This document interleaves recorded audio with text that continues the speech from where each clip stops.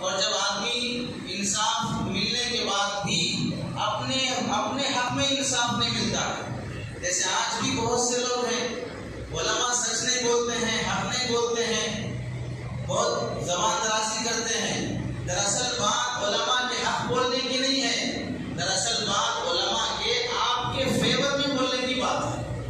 حق بولنے والے تو علماء دنیا میں ہزاروں موجود ہیں، آپ کے فیور میں نہیں بول رہے، یہ بولیے آپ کے حق میں نہیں بول رہے ہیں. تو اس واسطے آپ یہ بولتے ہیں کہ حق بول رہے ہیں، حق نہیں بول رہے، حق نہیں بول رہے، کیونکہ آپ کے دماغ میں بیٹھا ہے حق وہی ہے جو میرے موافق ہو، حق وہی ہے جو میری منشا کے مطابق ہو. میں جیسے چاہتا ہوں میرے حساب سے فیصلہ ہوگا تو وہ حق ہے، اگر میرے خلاف فیصلہ ہوگا تو وہ حق نہیں ہے.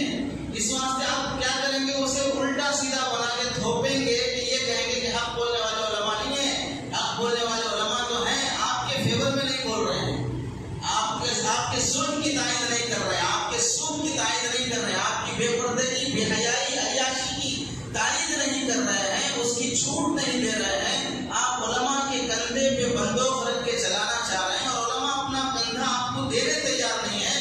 اس واسطے آپ کہیں گے کہ علماء حق نہیں بول رہے ہیں، ورنہ حق بولنے والے ہیں. آپ حق سننے تیار کتنا ہے یہ بتائیے، آپ اپنے خلاف میں ہونے والے فیصلے کتنا برداشت کرنے تیار ہے یہ بتائیے. جہیز کے خلاف آپ بھی بولیں گے، لیکن آپ کی بیٹی کا مسئلہ آئے گا، آپ کے بیٹے کا مسئلہ آئے گا تو اس وقت جہیز کا آپ بھی مطالبہ کریں گے. اور اس وقت کوئی عالم یہ منع کر دے کہ جہیز لینا منع ہے تو ان علماء کو کیا ضرورت ہے بولنے. سود سے مرتا ہوا غریبوں کو آپ بھی دیکھیں گے اور